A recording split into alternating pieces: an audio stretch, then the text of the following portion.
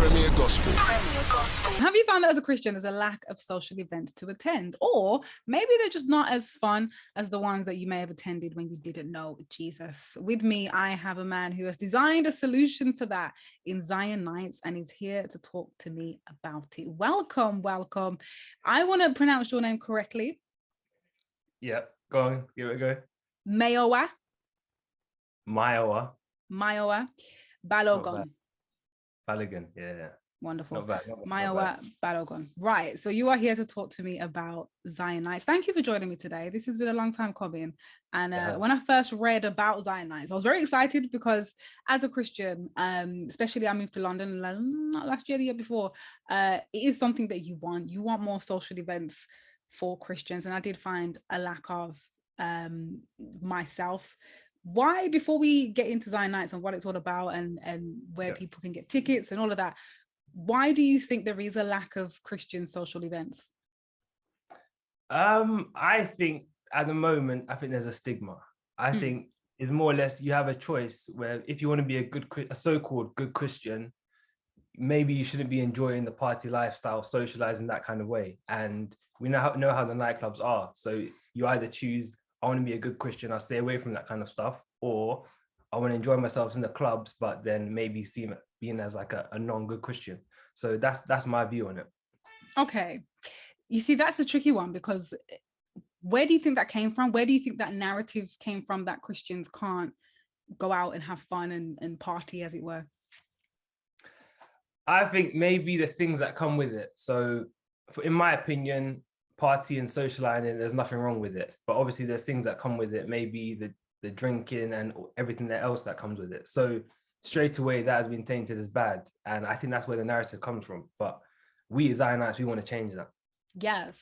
But when you first brought this to the people and when you first kind of floated the idea about, what was the feedback and what has it been so far? Have you got any kind of backlash from anyone, or has it just been straight good vibes? No, not at all. It's been good. So we knew that I had the idea, April 2020. And then we did a lot of market research. So we sent out online survey to hundreds of people, individuals, churches, Christian student unions as well, people, mostly Christians between 18 years old and 50 years old. We sent it out to them. And obviously I knew that there's a stigma already, but I was surprised by the positive feedback that people say, yeah, we don't hear Christian music in the clubs. Some people said that, I don't go clubbing anymore. Since I've become saved, I don't go clubbing. So we understand that. But people say, yeah, there's not enough events like this. We would like to come to it and so on. People from across the UK. So I was very, very happy, very pleased with that. Was this from a need that you found, or was it people coming to you to say, we need this? Where did this get born? Where was it birthed from? So God gave me the idea in April 2020 and I wrote it down. So that's how I remember the month. So it was inspired from my nights out with my football team. So like once or twice a year, as team bonding, my whole football team would go out, go clubbing, we'll have a good time, get to know each other more, get to know other people, dance, and everything that goes with it. But there was always that when I had a good time as well, everyone had a good time, but there was always that feeling in me that am I compromising the way I want to live as a Christian in this kind of environment? Obviously the drinks that flow in, some of the music that I'm listening to and that I'm dancing to, do I agree with all the lyrics? Am I compromising? So I had that thought, and then it dawned on me that this could be a business idea. So then that's how Zion Night started, and that's how planned for the research and everything started. It's interesting because when you say playing Christian music in the clubs, now the Christian music that we have has changed a lot over the last, I would say, like 5 years. There's been a lot more songs that are more like Afro beats and rap and things that you would maybe traditionally hear in a club. We now have Christian versions of those things, which is great. But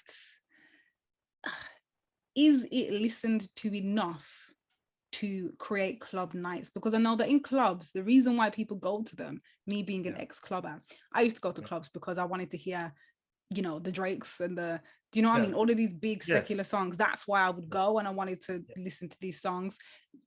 Do you think it will be the same kind of thing? Do you think that we listen to Christian music enough for it to have that same type of impact and make people not want to go to clubs in the world?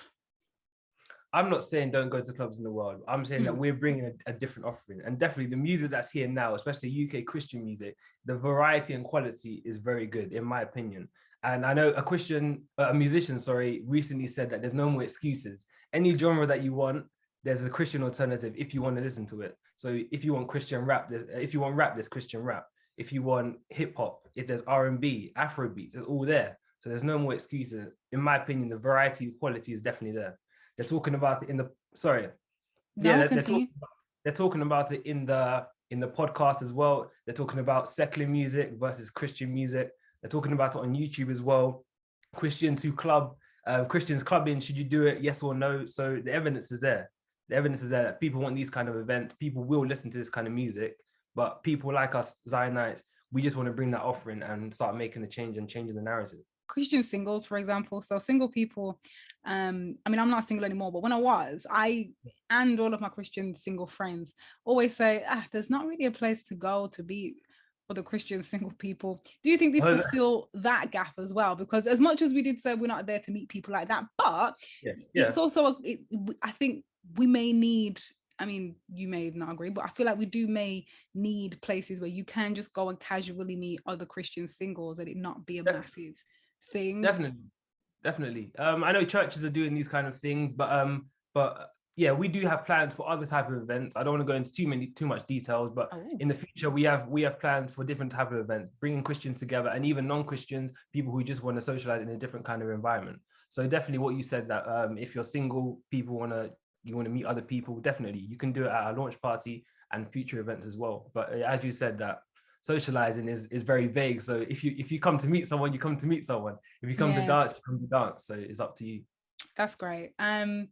Final question then, and it is about where the idea came from.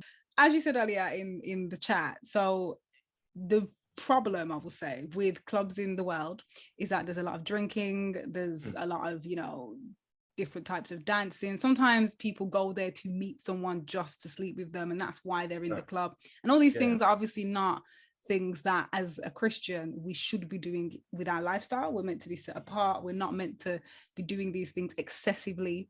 For example, getting drunk or sleeping around, or all these different things which are traditionally associated with clubs. How are you going to make sure that your nights don't cross that line, that the lines are not blurred between the two, that people keep their morals or Christianness and still enjoy themselves and not have those two things overlap?